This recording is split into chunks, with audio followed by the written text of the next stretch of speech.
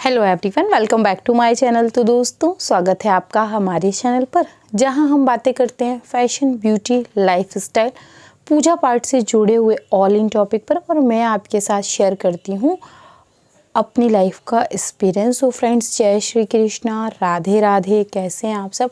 I hope आप लोग अच्छे होंगे। मैं भी बिल्कुल ठीक हूँ। और आज का वीडियो जो है वो थोड़ा सा डिफरेंट है। आज हम लोग कुछ बहुत महत्वपूर्ण बातों पर चर्चा करेंगे। कुछ एक दो सवाल आ गए थे, मैं उन्हें भी उठाऊंगी इसी वीडियो में। और जैसे कि पिछली जो मैंने वीडियो बनाई थी जिसमें मैंने बिहारी जी के बहुत सारे स्वरूपों का उल्लेख किया था, उसमें किसी का कमेंट आया था कि इतनी लंबी वार्तालाप करने की आवश्यकता नहीं थी, छोटी सी बात शब्दों में बात को कही जा सकती थी। तो चलिए इसी सब को हम जो है शुरू करते हैं। और मैं अपनी बात को शुरू करने से पहले एक बात आप लोगों से कहना चाहूँगी, और हो सकता है इस बात को सभी लोग जानते हों, लेकिन फिर भी मुझे लगता है कि मुझे ये बात कह देनी चाहिए, बहुत महत्वपूर्ण है। देखिए, कभी कभी हमारे बूढ़े बुजुर्गों की जो बातें होती हैं वो हमें भविष्य में सच नज़र आती है। जैसे कि आज के ज़माने में लगता है कि हाँ, जो बुजुर्ग कहते थे वो सही कहते थे, वो बेवकूफ़ नहीं थे। तो उसमें सबसे पहले जो मेरी प्रतिक्रिया है वो ये है कि ज्ञानी से ज्ञानी मिले और होए ज्ञान की बात, और गधे से गधा मिले तो चले लात पे लात। तो ये एक छोटा सा जो है वो आपके लिए क्या कहेंगे, एक सीख है। आप इसको अगर देखेंगे तो आपको अपने जीवन में जो है इसके महत्व समझ में आएंगे, और आप समझ पाएंगे कि इस कलयुग में लोगों का जो है जीवन वो कैसा हो गया है और सोच कैसी हो गई है। चलिए, सबसे पहला हम जो लेते हैं वो ये कि 2, 4, 10 बच्चे थे जिनका एक साथ कमेंट इंस्टाग्राम पर, यूट्यूब पर भी आया था कि दीदी, कृष्ण जी के रंग 2 क्यों हैं? जो सफ़ेद रंग है वो तो हमें समझ में आता है, मार्वल की वजह से है। इतने सफ़ेद तो वो कभी नहीं थे अपने जीवन में। लेकिन उनका रंग नीला भी है और सांवला भी है। क्योंकि उन्होंने कोख से जन्म लिया है, तो एक बात होता है कि उनका रंग जो है वो या तो सांवला रहा होगा या हल्का सा नीला रहा होगा। लेकिन ये 2 रंग कैसे हैं?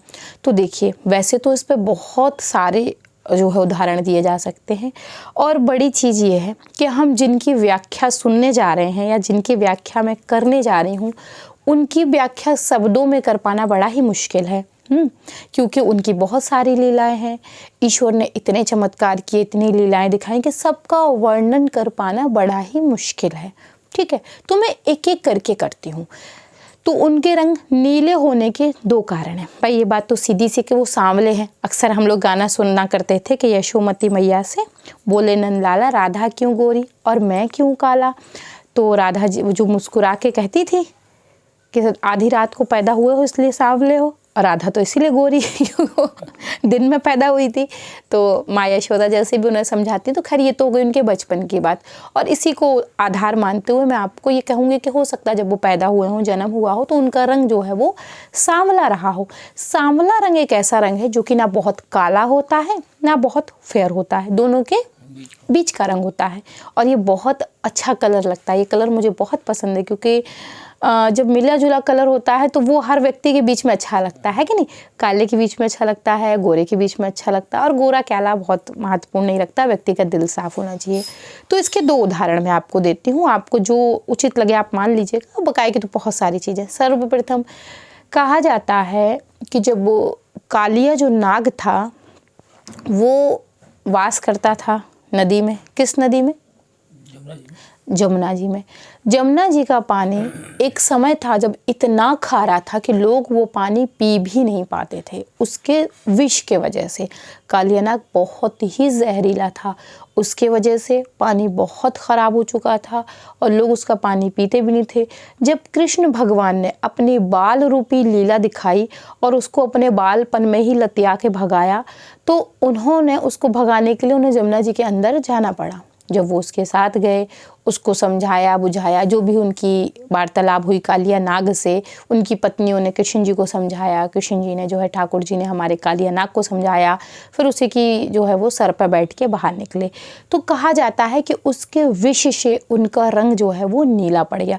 क्योंकि सांवला चीज़, अगर आप ग्रे कलर में हरा रंग मिलाएंगे तो वो ऑटोमेटिक ब्लू होता है। मैं आपको कलर, क्योंकि मैंने कलर बनाने आते हैं, मैं इसलिए आपको बता रही हूँ।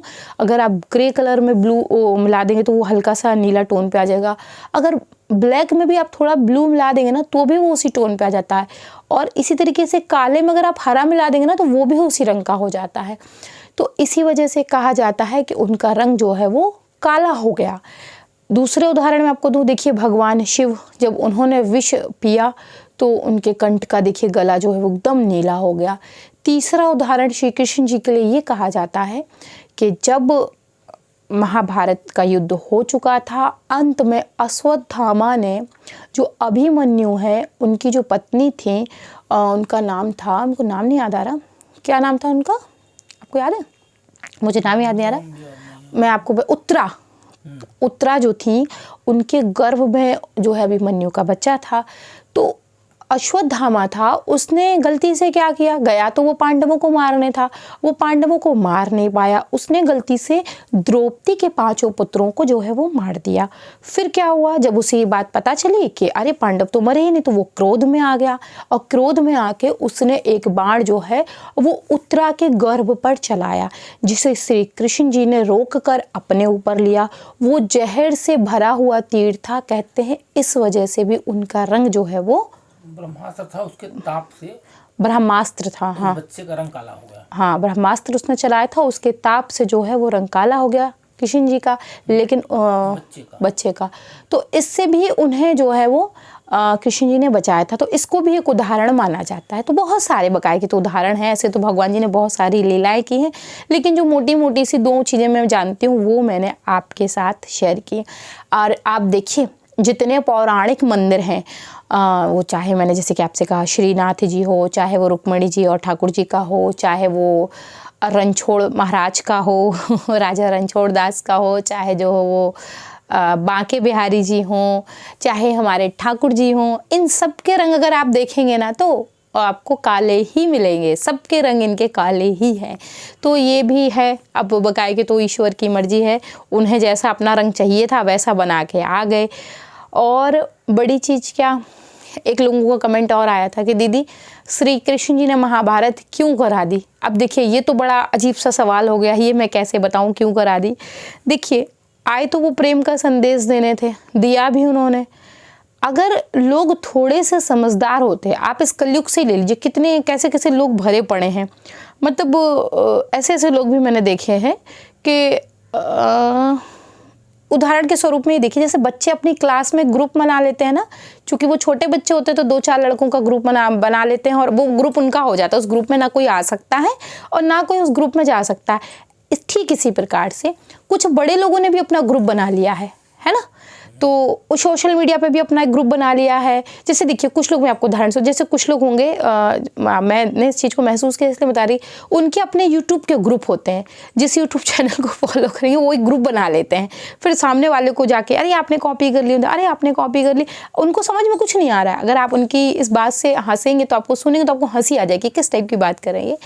तो वही सीधी सी उदाहरण है कि अगर प्रेम पूर्वक बात समझ में आ जाती तो बांसुरी बजाने वाला कभी जो है वो महाभारत नहीं कराता। यूँ सीधी सी भाषा में कहो कि बांसुरी बजाने वाला कभी बांस नहीं चलाता। तो चूंकि अगर प्रेम से समझ में आती, प्रेम से समझ में वार्तालाप नहीं आई, इसीलिए श्री कृष्ण ने महाभारत करवाई। और उन्होंने एक उपदेश दिया कि व्यक्ति अत्याचार सहता है या किसी पर करता है, हमें इसका विरोध करना चाहिए। ठीक है, हमें सत्य के मार्ग पर चलते हुए उसका विरोध करना चाहिए। अगर आप किसी के अत्याचार को सह रहे हैं, अगर आप गलत हैं, फिर कोई आप पे अत्याचार करे तो भाई वो तो आपको अपने कर्मों की सज़ा मिल ही रही है। लेकिन अगर आप सही हैं, उसके बाद कोई आप पर अत्याचार कर रहा है, आप उसे मुंह बंद करके सहन कर रहे हैं, वो भी एक तरीके का पाप ही है। जैसे कि देखिए लोग मुझे आगे कुछ कह जाते हैं, मैं फ़ौरन आप लोगों के साथ शेयर करती हूँ, इसीलिए कि भाई मेरे मन में कोई पाप ना रहे। तो ये है। एक और कोई कमेंट आया था, वैसे इस पर वीडियो डिटेल में अपलोड है, फिर भी मैं उठा लेती हूँ, कोई बात नहीं, आया था तो उठा लेती हूँ। क्या नाम था उनका, शिवम पंडित या शिवम त्रिवेदी, ऐसे कुछ था, मुझे क्या शिवम शर्मा ऐसे कुछ था, मुझे याद नहीं आ रहा ठीक से।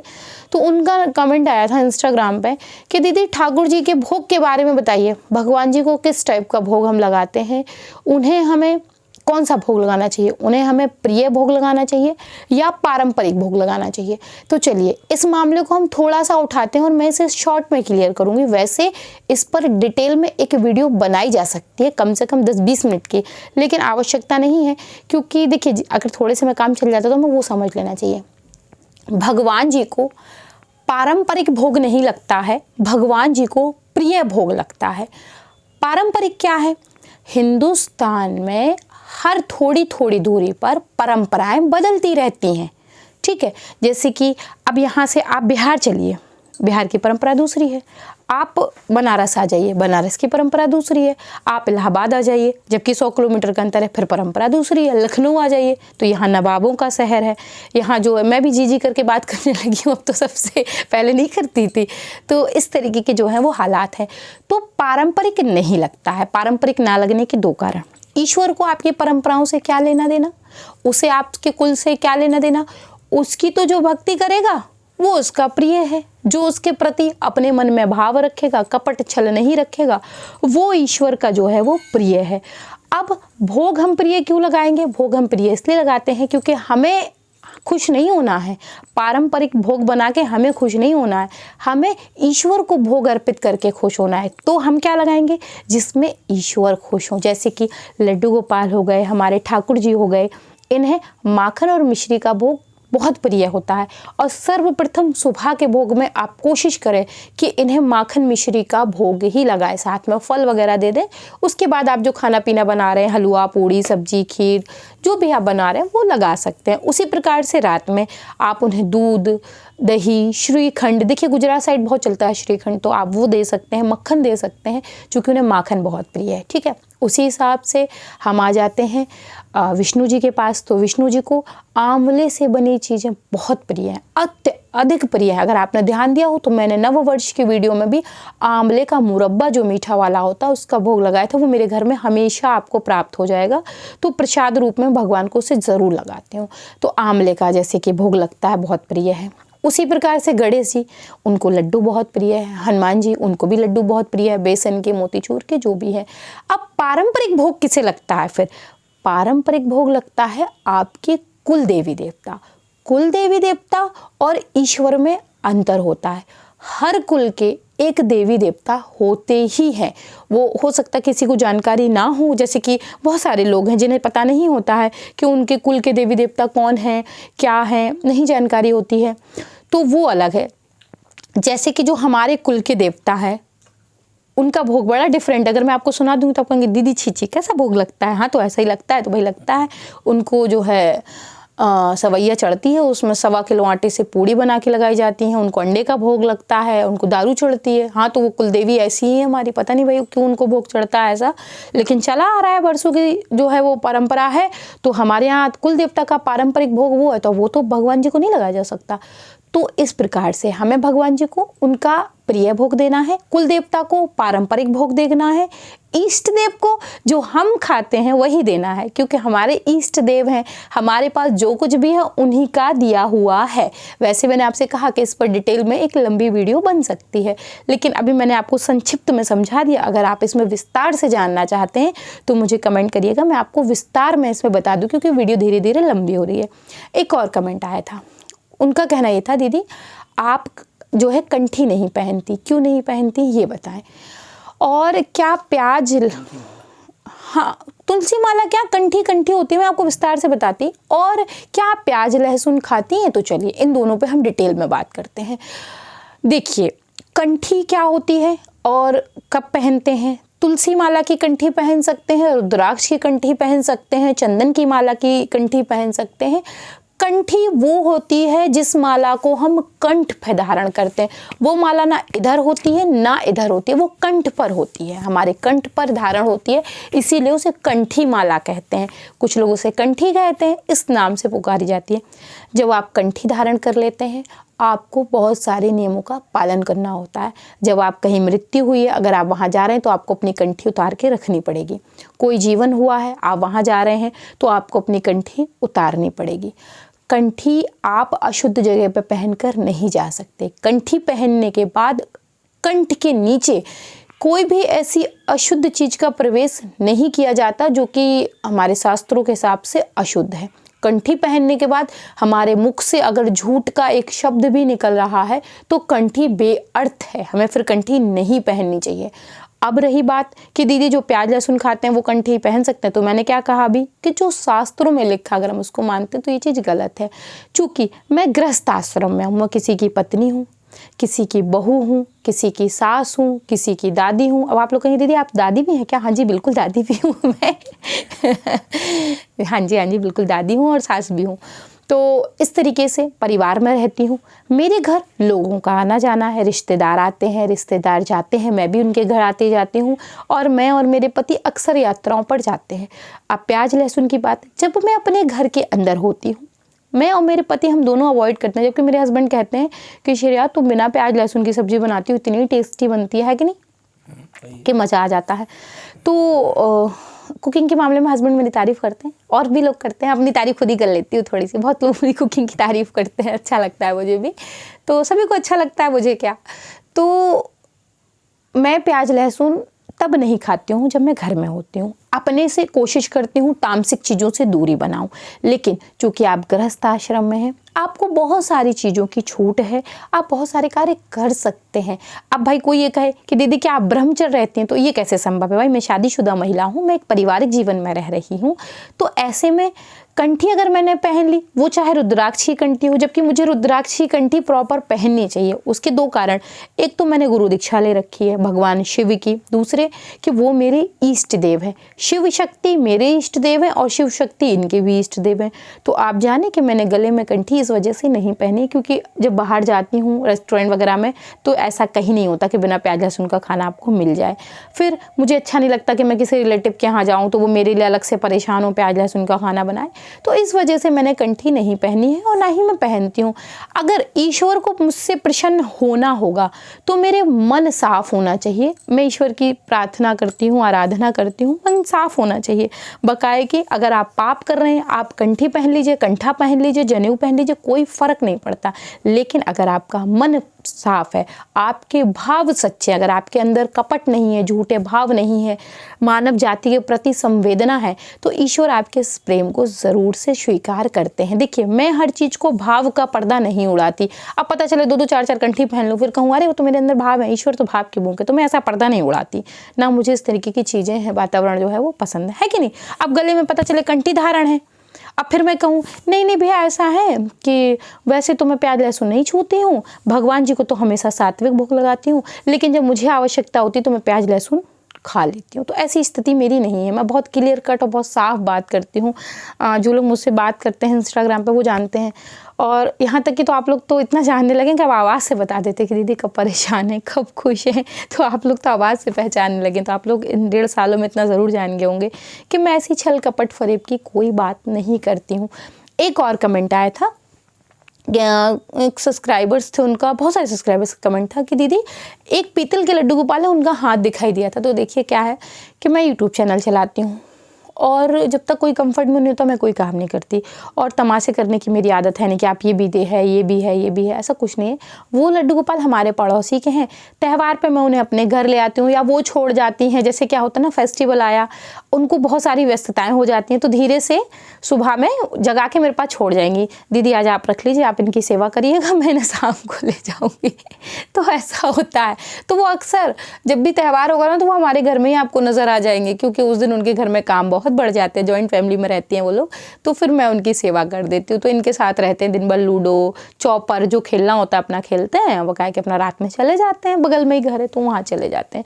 ये कुछ विशेष मेरी बातें थी आपसे बकाए के। देखिए दोस्तों, मेरी एक ही बात कि आपकी प्रार्थना है और मैं एक ही बात कहना चाहूँगी कि अच्छे लोगों की संगत में रहिए, अच्छे विचार अपनाइए, अच्छी सोच बनाइए, अपने अंदर गंभीरता लाइए, मानव जाति के प्रति संवेदना रखिए, सम्मान करिए उनका, और उनके दुख में दुखी रहिए, उनके सुख में सुखी रहिए, ना कि उनके दुख से खुश होइए और उनके खुश से दुखी होइए, ऐसे नहीं। अगर आपके अंदर इतने गुण आ गए हैं तो आप जान लें कि ईश्वर की कृपा आप पर हमेशा बनी रहती है। बकाए कि तो संसार में बहुत भिन्न भिन्न लोग हैं, कैसे कैसे कर्म कर देते किसी को कोई पता भी नहीं चलता है। तो ऐसी सी स्थिति है। तो कुछ विशेष बातें थी जो ईश्वर से जुड़ी हुई थी। और बकाए कि अगर श्री कृष्ण जी की बात करें, ठाकुर जी की बात करते हैं हम, तो देखिए उनकी व्याख्याएँ बहुत सारी हैं, किसी एक वीडियो में कर पाना एक माला में भी पिरो देना बड़ा मुश्किल है। बहुत सारी लीला है जिनका इतना विराट स्वरूप है, उनकी व्याख्याएं कैसे संभव हो सकती हैं। तो कोशिश करूंगी धीरे धीरे धीरे धीरे धीरे बकाया कि देखिए ईश्वर के चरणों में अपना मन लगाइए, उनके दास बन जाइए, सेवादार बन जाइए। बस बकाया कि तो ईश्वर सब देख लेते हैं। मन को सच्चा रखिए, आपका मन सच्चा तो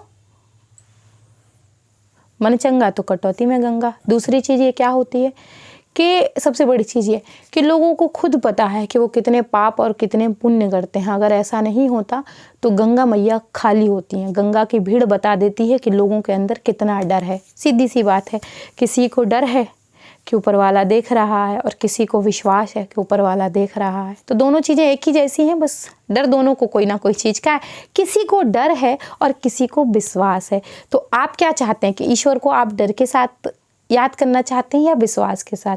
मेरी बात करें तो मैं तो आपसे ही निवेदन करूंगी कि आप अपने जो है वो इस तरीके के कर्म रखिए कि हमें विश्वास के साथ ऊपर वाले को याद करना पड़े कि हाँ जो भी है ऊपर वाला देख रहा है। दोस्तों आशा करती हूँ कि बातचीतें आपको समझ में भी आई होंगी, पसंद भी आई होंगी। थोड़ी बहुत जो भी मैं जानती हूँ, टूटा फूटा सा जो भी जुड़ा सा ज्ञान है वो आपके साथ शेयर करती हूँ। इससे ज़्यादा तो मैं क्या कहूँ, बस ईश्वर के चरणों में लगी हुई हूँ। बस ईश्वर स्वीकार कर लें, और क्या चाहिए। और तो खैर सब ठीक ही ठाक है।